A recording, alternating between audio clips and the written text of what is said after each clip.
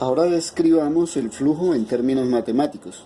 Si se considera una región del espacio donde existe un campo vectorial uniforme, como en este caso vamos a considerar por ejemplo un campo de velocidades en un flujo laminar, es decir, un campo en una región del espacio donde todos los vectores de velocidad de las moléculas del agua son uniformes, podemos usar el producto escalar para encontrar cuántas líneas de campo están atravesando una superficie determinada. Para ello, primero necesitamos representar dicha superficie con un vector delta de S, que por definición será normal a ella. Es decir, lo que vamos a hacer es representar esta área, por ejemplo, que es la que vamos a utilizar, la vamos a representar con un vector delta de S. ¿Qué condiciones tiene que cumplir ese vector delta de S?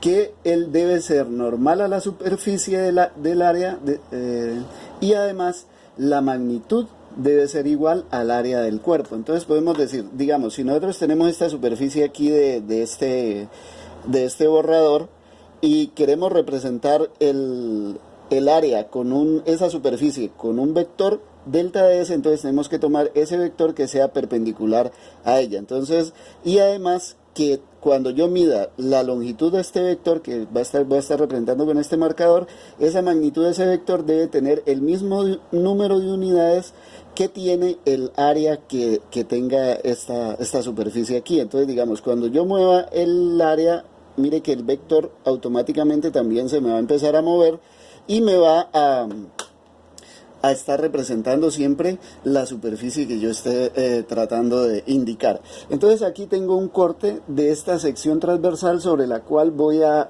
hacer pasar los vectores, pero dependiendo de la orientación que tenga los vectores del campo vectorial con el vector que me representa la superficie, aquí estoy haciendo un corte transversal, es decir, si esta fuera el área estaría colocándola algo así, y vamos a mirar qué pasa cuando, digamos, cuando el ángulo teta entre este vector y el vector de la superficie delta de S sea 0, mire que todos los vectores van a estar pasando a través de ella, porque en últimas el flujo lo que está haciendo matemáticamente es contándome cuántas líneas de campo, donde el campo es este campo vectorial de vectores velocidad para nuestro ejemplo, cuántas líneas de campo están pasando a través de esa superficie. Pero mire que si yo ahora tomo la superficie y la muevo de aquí hasta acá, entonces ¿qué va a pasar? Que ya no van a quedar pasando, aquí pasaban 4 líneas, aquí cuántas van a quedar pasando a través de la superficie, van a quedar pasando nada más 3, y en este caso yo puedo ver que el vector velocidad y el vector que me está representando esa superficie va a estar formando un ángulo que va a estar entre 0, es mayor a 0, pero menor a 90 grados, ¿de acuerdo? O a pi medios radianes. Por otra parte, ¿qué pasa cuando yo tome el área y la coloque en esta posición como aparece aquí? En este caso el vector B con el vector delta de S van a estar formando un ángulo de pi medios, aquí tengo un error, de pi medios radianes, es decir, 90 grados.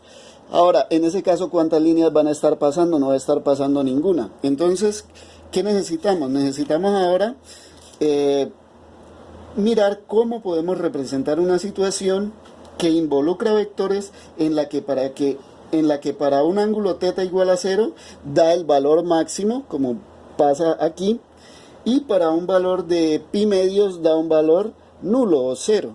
Entonces allí vamos a recurrir al producto punto, porque miremos ¿por qué el producto punto? Porque el producto punto, ¿cómo se define?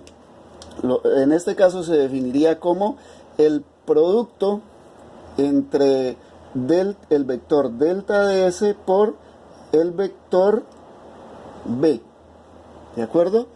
Y miren que cuando yo haga el producto punto, esto lo puedo ver como la magnitud de delta de S por la magnitud de la velocidad.